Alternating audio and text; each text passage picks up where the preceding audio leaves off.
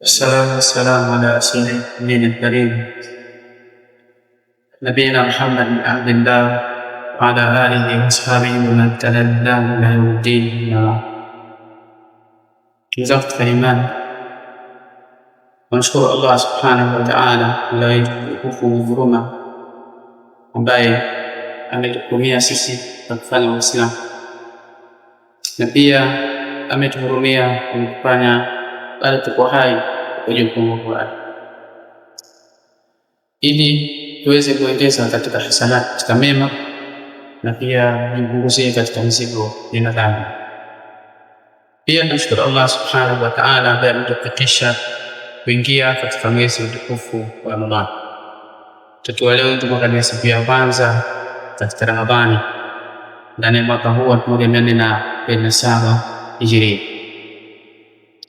na sisi katika kipindi cha Ramadhani insha Allah kwenye muda huu baada ya funga tutakuwa na mazungumzo mafupi, tutachukua takriban dakika 10 hadi 15. Ikizidi zaidi hapo sio, lakini tunajua huu ni muda wa harakati na mambo mengi.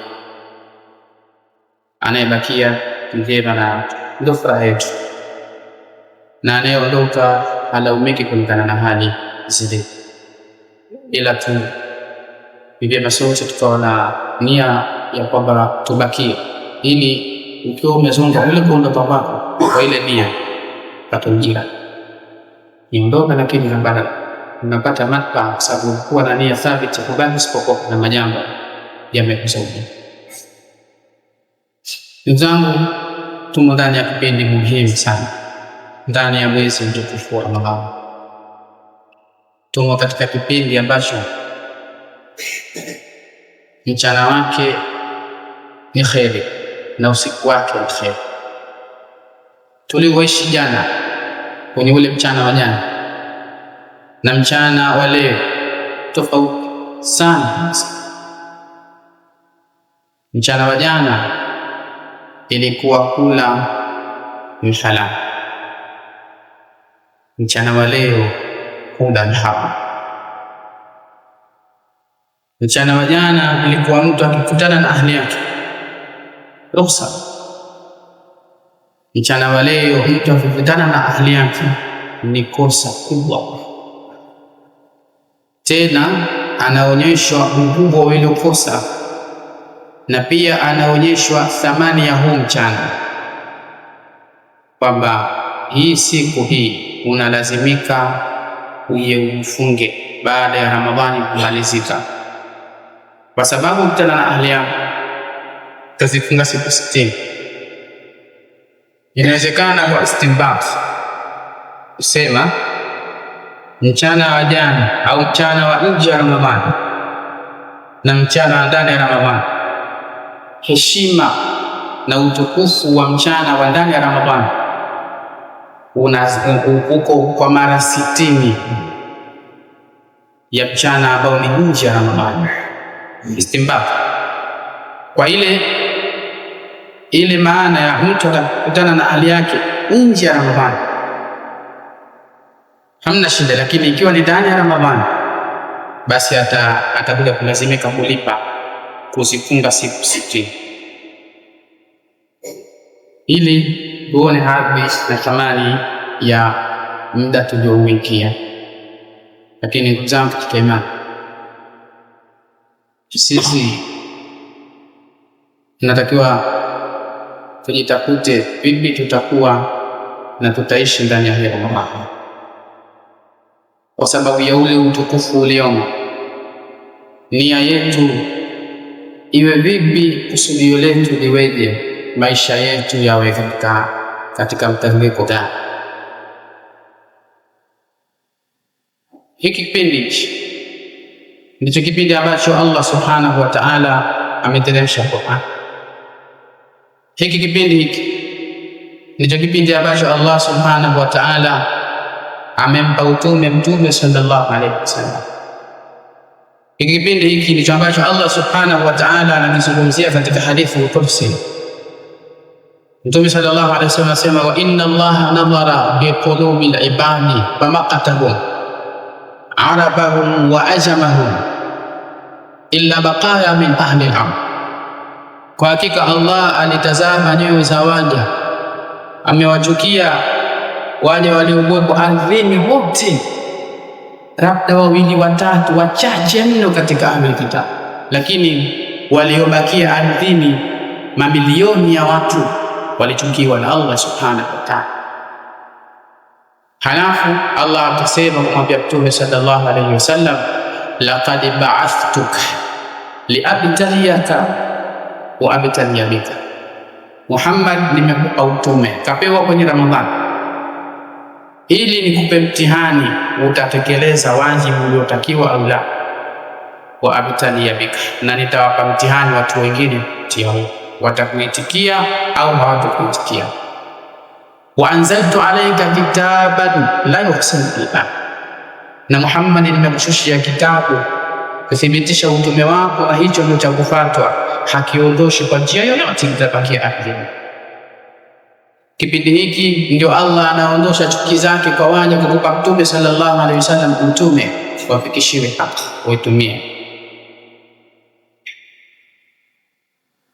Hiki kipindi Allah anasema liabtaliyaka wa abtaliya bika, nataka nikupe mtihani wewe Muhammad, na wengine niwape mtihani.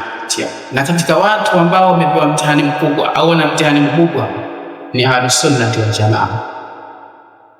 Ya ahlus sunnah, hadha Ramadhan liajlikum, enyi ahlus sunnah. Mtume sallallahu alayhi wasallam ashapewa mtihani, ashamaliza, ashapita. Sisi tulio hai leo tumepewa mtihani, na ndio tunaangaliwa tutafanya nini.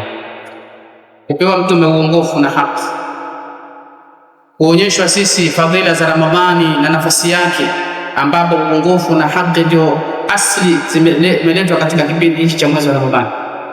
Nani atakayeukamata vizuri? Nani atakayeutumia vizuri? Nani atakayeishi katika uongofu kikamilifu? Tuna mtihani sisi ndugu zangu katika hili, na mtihani si mdogo, kwa kukubali sisi ni katika wafuasi wa Mtume sallallahu alaihi wasallam, na tukakubali ni katika ahlus sunnah wal jamaa. Sura ya wazi ya Uislamu aliyofundisha Mtume, wakaurithi maswahaba, wawe leo duniani ndio watakaoionyesha hiyo sura. Sura hiyo ambayo utakiwa uonyeshe, umepewa nafasi ya uwezo na nguvu ya kupewa sehemu ya mazoezi ya ziada ndani ya kipindi cha Ramadhani, lakini hiyo sura iwe ni namudhaj hayya ala kulli man fil mujtama'i. Wewe ndio mfano ulio hai kwa watu walio katika hii jamii. Ndugu zangu ya ahla sunna, maisha ya aliyemsomi katika sisi, aliyestaafu katika sisi, aliyeshekhi katika sisi, aliyeimamu katika sisi, aliyemamuma katika sisi, aliyemwanafunzi katika sisi, ni maisha ya aina moja, maisha ya watu wa haki yasiyotofautiana. Mazungumzo, kivazi, miamala ya familia ndani, miamala na majirani, miamala na marafiki, miamala na watu wa kawaida. Nyoyo isiwe nyoyo maalum, nyoyo zinazobeba takwa na ikhlas, nyoyo zinazobeba huruma, haziingizi chugo la mashoda la mafundo kwa mtu yoyote, za wapendelea watu wote kheri, za furahi kwa watu wote, ziko salama na kila mtu. Nyoyo zenye kubeba takwa na ikhlas, nyoyo zenye tawakkul na ihsan. Kwa hakika wewe, kwa hivyo maadamu ni katika ahlus sunna jamaa, kuna watu wanaongoka, lakini ukipoteza practice watu wakakuona, wallahi utawapoteza watu. Kuna mtu ashapotea kwa ajili yako kwa vibazi, umevaa vibazi utastahili, sema hawa wana wanavaa. Sio kama labda wewe chef au staff, kwa sababu wewe ni katika ahlus sunna wal jamaa. Kuna watu wanamzungumza na jambo kwa sababu wamesikia wewe sema fulani, hawa mbona wazungumza hivi. Sio kwamba wewe imamu, pana wewe mamuma, lakini wewe ni katika ahlus sunna wal jamaa. Yaabtaliya wa abtaliya bika. Allah amesema atakapokupa mtihani Mtume sallallahu alaihi wasallam, na pia atakapowapatia na watu wengine kupitia huyu mtume. Sisi tutakuwa mtume ni kigezo chetu kwa muda. Huu muda ni muda wa kipekee kwa sisi kufikia kweli kuwa ni wafuasi wa mtume katika hali zote, qaulan wa amalan, maneno na vitendo, qalban wa qaliban, moyo na roho.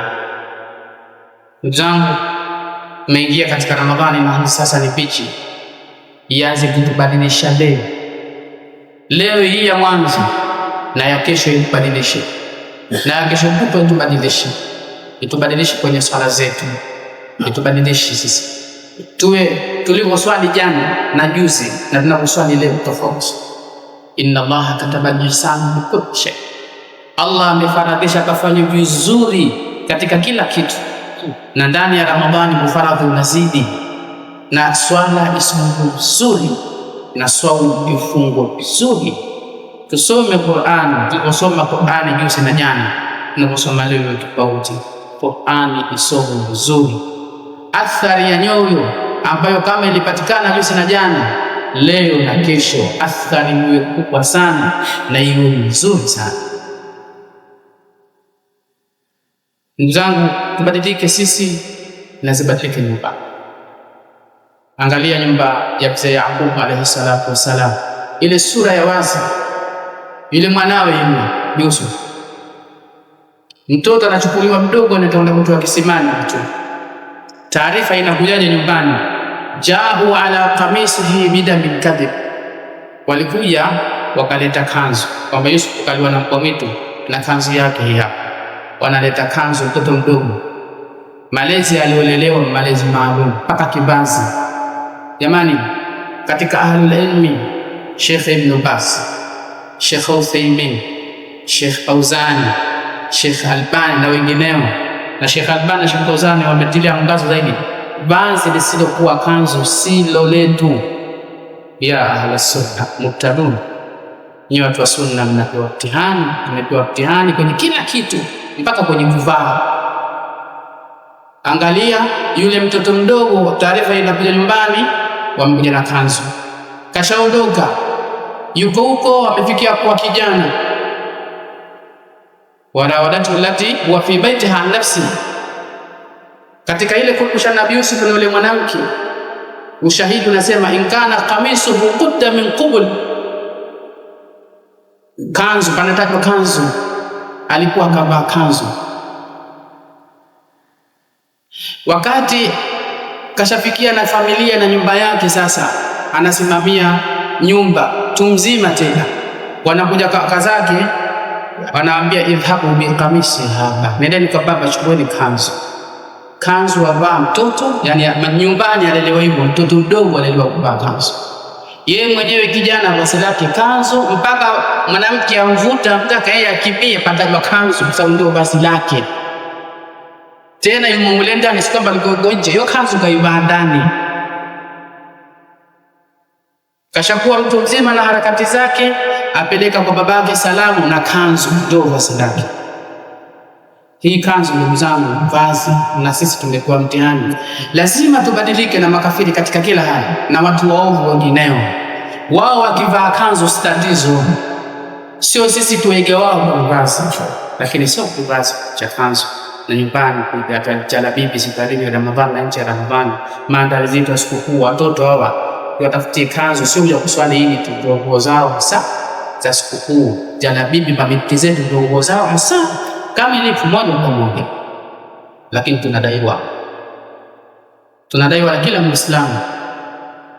kila Muislamu, na kuanzia sisi na tuliomo ndani na nje, wanatudai tukiwa tumeweka katika nyoyo zetu vuguto, mashombe na mavuno. Hii Ramadhani hii amali kwa ujumla wake inatoa namudhaji kwenye ile Qur'ani ambayo imeshuka ndani ya Ramadhani. Allah ametaja katika Qur'ani sehemu takriban 3. Qur'ani ile sehemu moja ni hidayah kwa mtu, upande wa pili Qur'ani ile ni upotevu kwa mtu. Wanafiki wanasema ayyukum zadatu hadhihi imani. Allah anasema zile hizi aya, wa idha tuliyat alayhim ayatu zadatuhum imani. Waumini wakisomewa Qur'an wanazidi imani.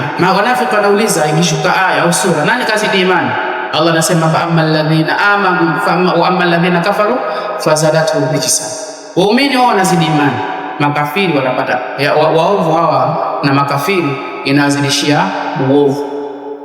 Wakati mwingine Allah subhanahu wa ta'ala akataja kusumadhani wanasema min alqur'ani ma huwa shifaa'un wa rahmatun lil mu'minin wa la yazidu adh-dhalimina illa khasara. Qur'ani ile inasoma mu'min ni rahma na ni shifaa kwa kafir, hasa kwa madhalim ni khasara.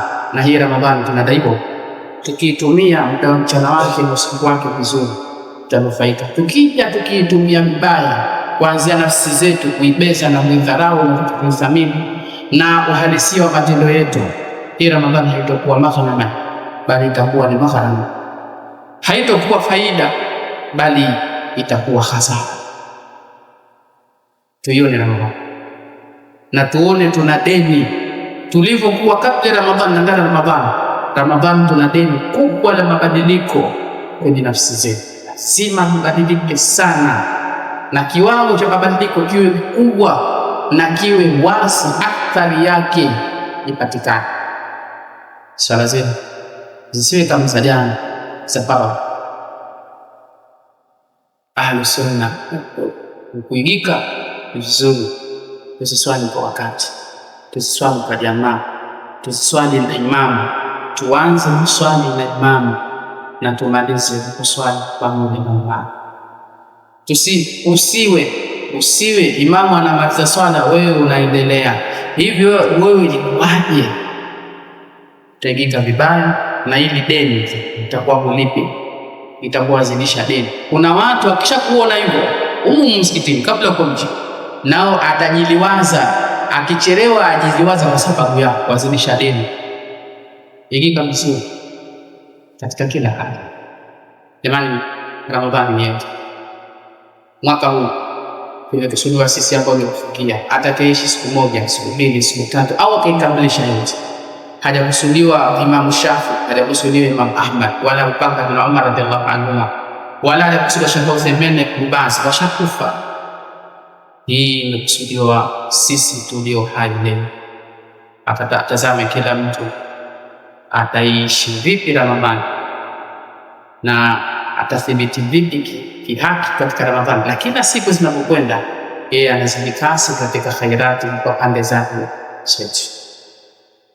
Leo tushie sallallahu alaihi wa sallam wa ala alihi